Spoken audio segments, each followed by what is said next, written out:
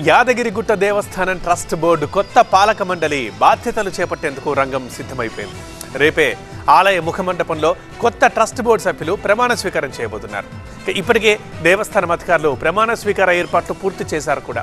అయితే తెలంగాణ ఏర్పాటు తర్వాత నియామకమైన తొలి పాలక మండలికి పలు సమస్యలు, సవాళ్లు స్వాగతం పలకబోతున్నాయి. ఇందుకీ వైటీడీ బోర్డు ముందున్న సవాళ్లు ఏంటి? యాదగిరిగుట్టపై కొలువుదీరిన శ్రీ లక్ష్మీ నరసింహస్వామి దివ్యక్షేత్రాన్ని గత ప్రభుత్వం 100 కోట్ల రూపాయలతో పునర్నిర్మించింది. దీంతో యాదాద్రి లక్ష్మీ నరసింహస్వామి దివ్యక్షేత్రం ప్రపంచ ఆధ్యాత్మిక నగరిగా విరాజిల్లుతోంది.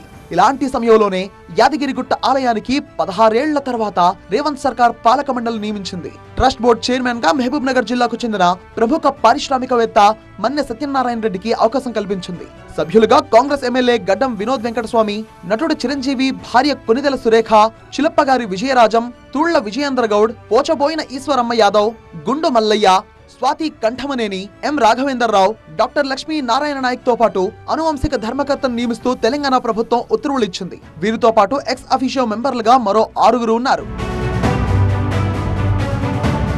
తెలంగాణ రాష్ట్రం ఏర్పాటు తర్వాత నియమించబడ్డ తొలి వైటీడీ బోర్డు రేపు ప్రమాణ స్వీకారం చేయబోతోంది. ధర్మకర్తల మండలి చైర్మన్ తో పాటు 18 మంది సభ్యులు నృసింహుడి ప్రధానాలయ ముఖమండపంలో ప్రమాణ స్వీకారం చేయనున్నారు. కొత్త పాలక మండలికి ఆలయ ఈవో భవానీ శంకర్ ప్రమాణ స్వీకార సమాచార పత్రాలను అందజేశారు. టీటీడీ తరహాలోనే ఆలయ డిప్యూటీ ఈవో లేదా మండలిలో సభ్యుడు గాని ప్రధాన అర్చకుడు దైవ సాక్షిగా రేపు ఉదయం 11:37 పదవీ ప్రమాణ స్వీకారం చేయించనున్నారు. దీనికి సంబంధించి ఆలయ అధికార యంత్రాంగం అన్ని ఏర్పాట్లు చేస్తోందని అధికారులు వెల్లడించారు.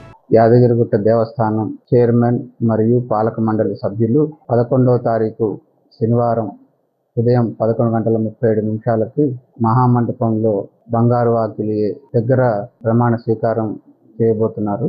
ప్రమాణ స్వీకారం వేళ మంత్రి కొండా సురేఖ ఆధ్వర్యంలో వైటీడీ నూతన పాలక మండలి 2 రోజుల క్రితమే సీఎం రేవంత్ రెడ్డితో సమావేశమైంది. ఆలయ అభివృద్ధి, భక్తుల సౌకర్యాలు, మాస్టర్ ప్లాన్ పనులు, ఆర్థిక నిర్వహణ లాంటి పలు కీలక అంశాలపై చర్చించారు. ఆలయ అభివృద్ధి ప్రణాళికలు, భక్తుల వసతి సదుపాయాలతో పాటు గెస్ట్ హౌస్ల నిర్మాణానికి, మఠాలకు, కుల సంఘాలకు భూ కేటాయింపుల విధి విధానాలపై వైటీడీ సభ్యులకు సీఎం రేవంత్ రెడ్డి దిశానిర్దేశం చేశారు. అయితే పెరుగుతున్న భక్తుల రద్దీ, పెండింగ్ అభివృద్ధి పనులు కొత్త వైటీడీ బోర్డు ముందు పెద్ద సవాళ్లుగా మారాయి. ఇదిలా ఉంటే రాజకీయంగా ఎంతో ప్రాధాన్యత కలిగిన ఆలయ పాలక మండలి ఏర్పాటుపై ఇప్పటికే కొన్ని వర్గాలు అసంతృప్తి వ్యక్తం చేస్తున్నాయి. ఉమ్మడి నల్లగొండ జిల్లాకు తగిన ప్రాధాన్యత దక్కలేదనే విమర్శలు కూడా ఉన్నాయి. ఇలాంటి పరిస్థితుల్లో వైటీడీ కొత్త పాలక మండలి పనితీరు ఎలా ఉంటుంది, సవాళ్లను ఎలా ఎదుర్కొంటుంది అనేది ఆసక్తి రేపుతోంది.